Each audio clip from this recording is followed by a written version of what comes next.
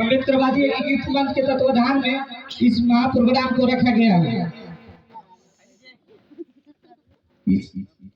आप लोगों से बता दूं कि यही वो काला कानून है, यही वो ग्रंथ है जिसे हमें गर्व से हिंदू कहा जाता है। लेकिन ये हिंदू उस वक्त के लिए कहा जाता है जिस वक्त केवल वोट लेने के लिए हिंदू बताया जाता है।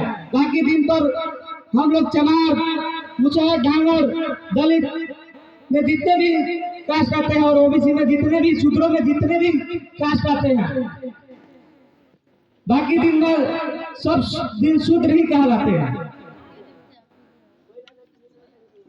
तो इस बात पर आगे चर्चा करने के लिए मैं बुलाऊंगा अम्बेडकरवादी एकीकृत मंच के इस मुकाम तक पहुंचाने वाले हमारे आदरणीय श्री रंजीत रंजन जी को मैं आगमन करना चाहता हूं यहाँ पर, कि इस काला कानून के बारे में कुछ यहाँ पर लोगों को काला कानून के बारे में बताएं। जय भीम, जय भीम। एक याद आता है कि घिरा हूँ मैं सवालों से, हमको जवाब चाहिए। घिरा हूँ मैं सवालों से, हमको जवाब चाहिए। और अगर न मिले जवाब तो इंकलाब चाहिए, इंकलाब चाहिए।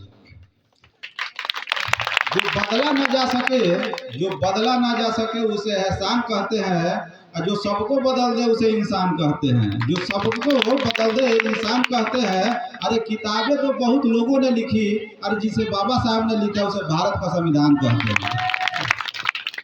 मनु स्मृति एक काला कानून जो हम लोग बाबा साहब ने जलाए हैं, तो इसके बारे में आपको हम बता दें कि जब बाबा साहब ने मनु स्मृति जला रहे थे तो बहुत सारे मनुवादी व्यवस्था वाले लोग गांधी जी के पास दौड़े दौड़े भागे और कहे कि बापू बापू देखिए, बाबा साहब ने मनु स्मृति जला दिया है, उन पर केस किया जाए।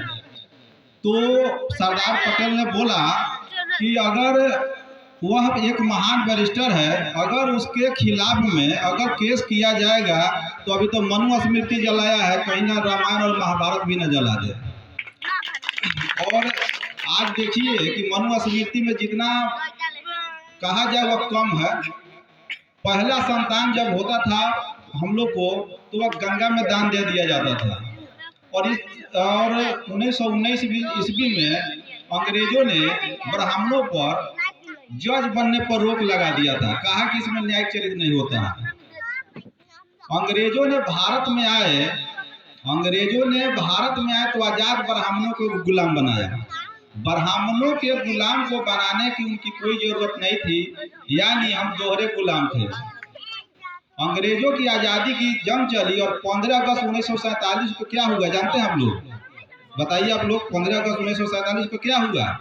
15 अगस्त 1947 को ब्राह्मण आजाद हो गया और ब्राह्मणों के गुलाम आज तक आजाद नहीं हुए। आज भी स्थिति यही है कि आप दो बार हिंदू बनते हैं, एक दंगा होता है तो हिंदू बनते हैं और दूसरा वोट के समय में हिंदू बनते हैं। आप लोग जितने भी दलित समाज के लोग हैं बैठे हुए हैं, आप लोग से अगर पूछा जाए कि क्या आपका मुसलमान कभी दुश्मन रहा है? क्या आपका रास्ता रोकता है? क्या आपका कपड़ा पहनने से जलता है? क्या आपको आरक्षण का विरोध करता है? आज तक हुआ है इस तरह? आज बाबा साहब को भी चुनाव जिताने वाला बंगाल से मुस्लिम ही छोड़ा तो बाबा साहब जीते। आज अगर दलित मुस्लिमों की स्थिति यह है कि अगर अनुसार कहिएगा तो दलित मुस्लिम भाई भाई, हिंदू कौम कहाँ से है? मेरे नज़र में यह आता है। एक बार की बात है कि मेरे एक दोस्त महाभारत कहे कि तो महाभारत आप देखे हुए हैं? तो हम बोले कि भाई महाभारत हम तो देखे हुए हैं। तो कहा कि महाभारत में जो भीम था उसका कितना ताकत था? तो हम कहे कि हम तो नहीं जान रहे हैं। तो कहा कि देखिए उसको 10 हाथी का बल था, तो इतना बलवान था कि 10 हाथी के बराबर उसका बलवानी थी। तो हम कहे कि बात तो सही कहा कि 10 हाथी का इसके पास बल तो है, लेकिन जब द्रौपदी का चीरहरण हो रहा था तो नीचे मुड़ी गाड़े हुए थे। लेकिन जब मेरा भीम में वह ताकत था कि 10,000 हाथियों के बराबर बल था कि एक कलम चलाए तो पूरे नारियों का सामान एक कलम से दे दिए। तो बाबा साहब के बारे में जो भी कहिए बहुत कम है। और अंधविश्वास के बारे में कहिएगा तो ब्राह्मण कहता है कि पढ़ लिख के बनब जज जजमेंट करम हम वहीं, पढ़ लिख के बनब जज जजमेंट करम हम वहीं, आ तीर्थ धाम के न हो जेब सगरो बानी हम वहीं, आ तू लिहा वो जन्म में आ हमरा चाहिए अब वहीं। वो नहीं कहता है कि ये जन्म में चाहिए, समझे। इसीलिए कहता है वो कि पढ़ लिख के का कैल, जब अनपढ़वे पाँव पूजौले बा आ 10 बरस के होके 90 के झुकौले बा आ गोबर के गणेश बना के महामूर्ख बनैले बा, समझे। पत्थर पूजने से कुछ न मिले, पुस्तक पढ़ो तो ज्ञान, अब मंदिर जाने से भगवान मिले तो ब्राह्मण काहे मांगे जान जाइए। कभी भी ब्राह्मण अपने उद्देश्य से हटता नहीं है, वह अपने उद्देश्य में रहता है। लेकिन यह हम लोग जो 85% लोग हैं, आज भी हम लोग जाति में बटे हुए हैं।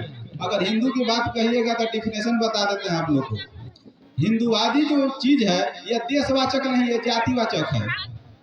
हिंदू जो है वह देशवाचक नहीं, वह जातिवाचक है। और किसी हिंदू से पूछिएगा कि भाई आप कौन जात है, तो कहेगा हिंदू। तो कौन जात भाई बताओ, तो कहेगा कि भाई चमार है, दुसाध है, चाहे डोम है, चाहे तेली है, यादव है। तो जितने भी परसेंट के देखिएगा सभी लोग 85% शूद्र हैं।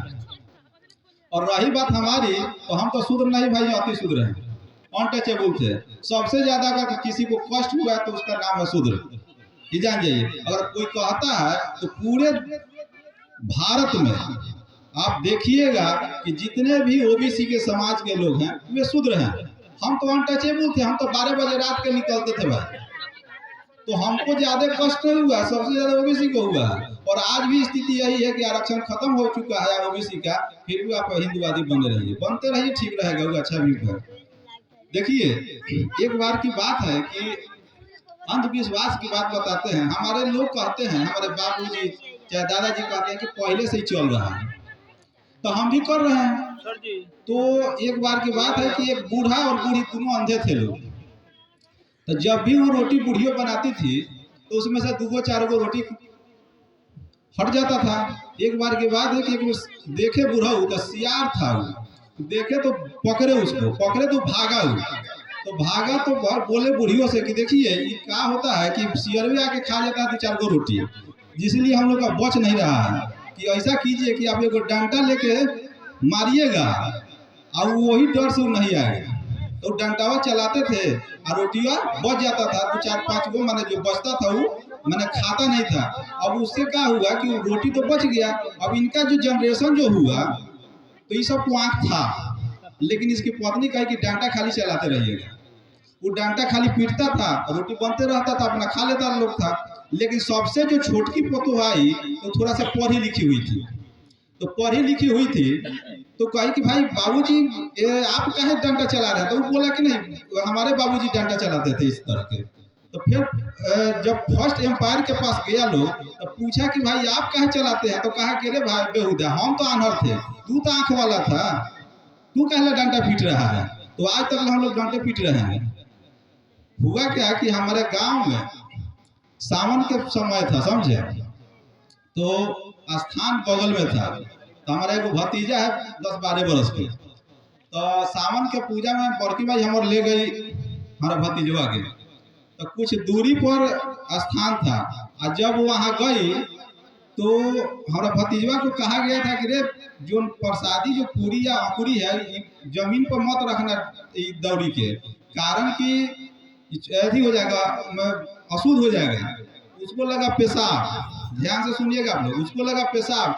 तो एक हाथ से रखे हुए था दौड़िया, और चैनवा जो खोला तो 2-3 पुड़िया नीचे गिर गया। तो पेशाब किया, अपना चल दिया।